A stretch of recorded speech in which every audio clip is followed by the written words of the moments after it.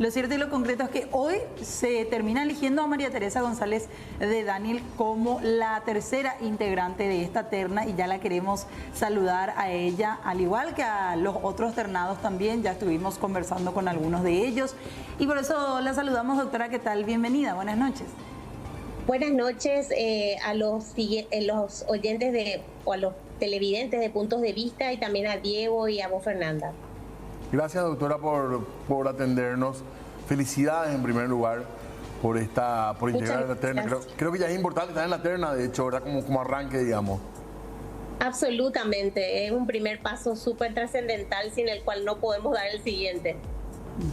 Y tratando de hacer un poco de memoria, doctora, usted estuvo en casi todos los pasos o los escalones del Poder Judicial, tengo entendido. Sí, Fernanda, así mismo es. Tengo 35 años de servicio, digo, dentro del Poder Judicial, porque realmente 6 años y medio aproximadamente me desempeñé como fiscal en lo penal. Entonces hay que restarle esa parte, ¿verdad? Pero realmente estoy desde antes de haber sido egresada, de haber sido como abogada, yo ya formaba parte, ya era funcionaria judicial. Tengo una larga trayectoria dentro de lo que es el Poder Judicial y dentro de lo que es cada estamento también de nuestro sistema de justicia. Ahora, doctora, ¿le sorprendió un poco? Estábamos hablando antes de establecer el contacto con usted, que hubo también, no sé si llamarle presión o cierta manifestación de mujeres del gremio de abogadas, del ámbito mismo, que decían tiene que formarse esta terna, por lo menos con la presencia de una mujer entre los candidatos. Bueno, a mí, Fernanda, eso me parece maravilloso, ¿verdad? De que en este caso el gremio de abogadas o de magistradas también, porque también se sumaron muchas magistradas, porque sé que tomaron contacto con la doctora Lodia Almirón, con la doctora Rosa Yambay, conmigo.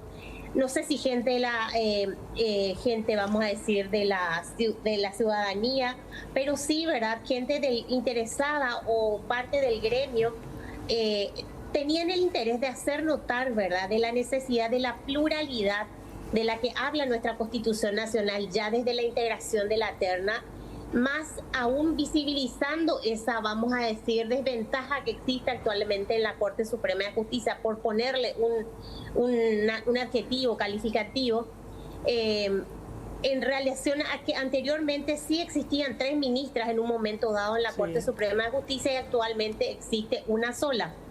Esta situación yo creo que fue positiva en el sentido de que ustedes mismos, los medios de prensa, se hicieron eco de ese reclamo favorablemente, ¿verdad? Exponiendo, visibilizando, llamando la atención de la ciudadanía toda y por supuesto de quienes tenían en sus manos decidir o integrar esta terna para poner a consideración del Senado. Doctora, ¿cuál es, no sé si decir el problema? Se da es interesante que la terna esté formada por 3 personas que son del Poder Judicial, aparte todos con mucha trayectoria y desde adentro, y pensando un poco eventualmente en la Corte, ¿qué es lo más urgente? ¿Cuál es el principal problema? Los abogados pasilleros, entre comillas, nos dicen la lentitud, la mora, la chicana. Para ustedes, ¿cuál es el principal problema, o para usted mejor, hablando un poco de un breve diagnóstico al menos de las dificultades que tiene hoy el Poder Judicial? Mira, Fernando, yo considero que en cuanto a la primera parte de tu pregunta, sí, es interesante que esté conformado por magistrados. Sabemos que en el anterior concurso que yo participé, este es el segundo concurso en el que participo, fue electo, ¿verdad?, el doctor Víctor Ríos, que venía de otro sector distinto del Poder Judicial. Entonces, a mí me parece interesante que esta vez se haya integrado con gente, digamos, de la casa, por llamarlo de alguna manera, y que conocemos desde dentro la problemática del Poder Judicial. Para mí, ¿verdad?, la falta de credibilidad del Poder Judicial, como yo mencionaba en mi audiencia pública, es una realidad lacerante que realmente debe de conmover no solamente a la más alta instancia judicial, sino a todos los que formamos parte del sistema de justicia. La transparencia hoy en nuestros días es algo ya que debe ser algo asumido totalmente, no solamente en este estamento, sino en todos los estamentos públicos, porque eso da credibilidad a la gestión.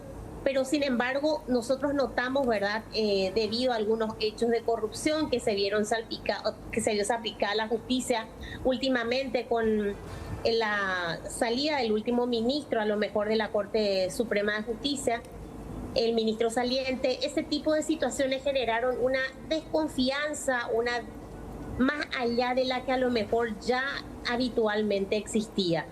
Y no es fácil recuperar la credibilidad. Eso se tiene que dar con diferentes acciones por parte de la máxima instancia judicial. No solamente enfocarse en un punto, son varias las aristas, ¿verdad?, que deben de observarse. Creo que la ciudadanía espera respuestas en su problema del día a día, no solamente en aquellos grandes hechos de corrupción que por supuesto también son necesarios, ¿verdad?, dar soluciones rápidas, dar soluciones más eficientes, dar una respuesta por parte del Poder Judicial en esos hechos de corrupción pública. Y en los hechos, por supuesto, de actualidad, ustedes como periodistas, ¿verdad?, manejan día a día circunstancias del crimen organizado que actualmente, ¿verdad?, eran noticias, pero en otros puntos lejanos de la capital. Hoy sabemos que este tipo de hechos ocurren no solamente, vamos a decir, en ciudades limítrofes como por ejemplo Ciudad del Este o ciudades fronterizas, Pedro Juan Caballero, ¿verdad?, no por citar, tendrán otras cualidades, ¿verdad? Claro. Pero nosotros estamos acostumbrados a ver este tipo de hechos de corrupción o de sicariatos, por ejemplo, en esos lugares. Y sin embargo, actualmente esto, lamentablemente, hoy estamos viendo con frecuencia que se repiten tanto en Central como en la misma capital, en Asunción. También otros hechos que para mí son de interés son el asistir a la población vulnerable. En Central nosotros tenemos una población, o es el lugar, vamos a decir, más densamente poblado del país, y ahí vemos, ¿verdad?, en el día a día, ¿verdad?, por ejemplo, los hechos de violencia doméstica o violencia familiar que siempre destaco, porque es una preocupación nuestra ver que esas cifras lamentablemente crecen a pesar de los esfuerzos que se hacen. Estos tienen que ser, vamos a decir, abordados de manera interinstitucional. Es decir, tiene que no solamente ser llevados adelante por el Poder Judicial, sino que por todos los organismos del Estado que puedan colaborar de alguna u otra manera, tanto en la prevención, en la educación, como en, vamos a decir, en la sanción de este tipo de hechos punibles, porque ya es un hecho punible, o de situaciones. O sea, la ciudadanía espera un Poder Judicial más creíble. ¿Y usted cree, doctora, o tiene algún plan, alguna propuesta, alguna idea que ya está viendo como opción en caso de llegar a la Corte para hacer esto efectivo, realmente devolverle la confianza a la ciudadanía, que la ciudadanía tenga de nuevo esa confianza en el sistema judicial en general? Nosotros en la audiencia pública esbozamos, bueno, teníamos un escaso margen de tiempo, como también tengo en este momento, ¿verdad? Pero esbozamos unas ideas, ¿verdad?, de una planificación de lo que nuestra propuesta, ¿verdad?, en caso de acceder al cargo. Desde mi punto de vista, creo que tiene que centrarse en el acceso a justicia de las personas vulnerables. Yo creo que es algo que pondría a la justicia paraguaya o levantaría la imagen absolutamente de la justicia paraguaya. Me refiero entre los más vulnerables a no solamente a la población de mujeres, a la población de niños, que vemos que hoy en día escuchamos más de lo que quisiéramos, que son víctimas de abusos de todo tipo, no solamente abusos sexuales, y que, vamos a decir, es noticia cotidiana. También de las comunidades indígenas, por ejemplo, la protección del medio ambiente, que son situaciones que nunca han merecido por parte de la Corte Suprema de Justicia sentencias paradigmáticas. Yo, como saben, me desempeño en el Departamento Central y hace poco llamaba la atención de todos, inclusive de ambientalistas de orden internacional, el hecho de una contaminación dentro de Central, de una laguna que se tornó de otro color. No sé si recuerdan el caso. La del Limpio. Exactamente. No quería mencionar específicamente el caso, pero ya me decís. Por ejemplo, este tipo de situaciones necesitan tener o llegar a una condena o ejemplificadora porque no tenemos en cuanto al medio ambiente, vamos a decir, sentencias paradigmáticas de la máxima instancia judicial que marquen el derrotero a seguir, que indiquen, ¿verdad?, a las instancias inferiores que esto hoy en día la Corte Suprema de Justicia tiene en cuenta y que la Corte Suprema de Justicia tutela con especial interés. Creo que ese tipo de cosas, amén o además de lo que se trataría de hechos de corrupción que sí merecen una rápida respuesta, o situaciones como estaba diciendo del crimen organizado. Creo que esa es una rápida, vamos a decir, pincelada o pantallazo de lo que yo pueda decir en estos minutos, pero por ahí creo que podríamos empezar a recuperar, vamos a decir, algo de la credibilidad que tanto anhela, ¿verdad?, la ciudadanía, y que nosotros como parte del sistema de justicia debemos dar un golpe de timón para indicar de que queremos adoptar el camino correcto. Doctora, con respecto a lo último, ya al menos de mi parte, lo que tiene que ver con la inamovilidad o no de los integrantes de la Corte, ¿usted qué opinión tiene?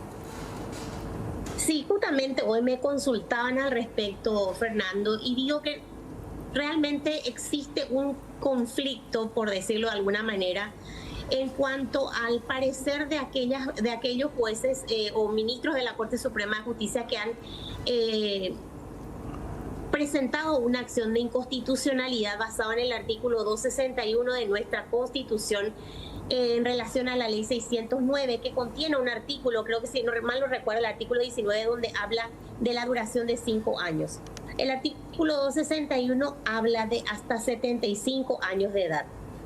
No me puse en la posición de un análisis profundo acerca del tema. Quiero decir que no estoy apegada al cargo en el sentido de que esta postura, esta interpretación que se viene haciendo ya por más creo que más de 10 ministros de la Corte Suprema de Justicia han recurrido a esta acción de inconstitucionalidad, no quiere decir que en este periodo de tiempo, en el caso de que yo fuera electa, esta postura pueda variar.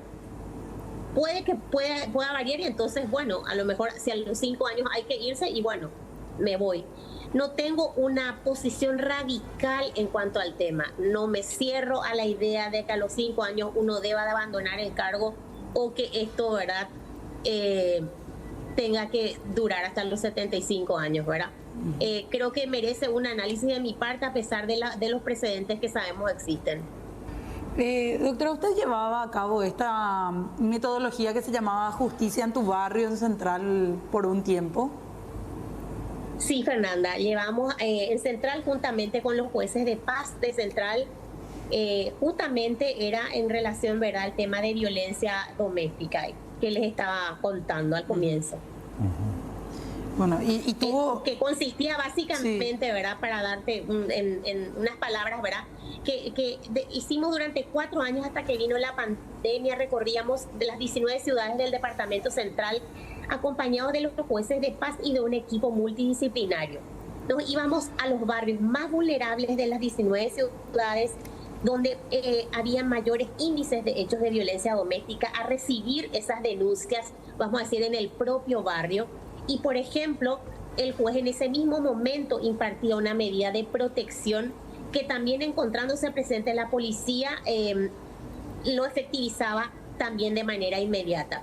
Nos acompañaba un equipo de psicólogos, de facilitadores judiciales, que también hablaban con las víctimas, que también, o con las personas de la comunidad, también le hacíamos saber de sus derechos, de qué consiste la violencia familiar, educando un poco al respecto, y también qué hacer en caso de enterarnos de un hecho de violencia, que es obligación nuestra denunciar, a dónde, cuándo, quiénes debemos de denunciar, a quiénes debemos denunciar. Y también hago hincapié cuando me refiero a esto, ¿verdad?, de que tanto la normativa penal como la ley de 1600 de violencia doméstica, que es la que es implementada por los juzgados de paz, tutela tanto al hombre como a la mujer en calidad de víctima. En ese sentido, sabemos que estadísticamente las mujeres registran un mayor porcentaje, ¿verdad?, son víctimas de este hecho, pero la verdad que nuestra legislación está redactada de una manera a tutelar sin distinción de género en ese sentido. Claro. Gracias doctora por su tiempo y un gusto escucharla. Volveremos a hablar seguramente y estamos atentos a lo que pueda pasar con la terna, ¿verdad, Fer? Exactamente. Bueno, gracias, doctora, y éxitos. Vamos a estar pendientes. Gracias, Fernanda. Gracias a Dios a ustedes por este contacto. Gracias. Muy amable, Hasta gracias. luego.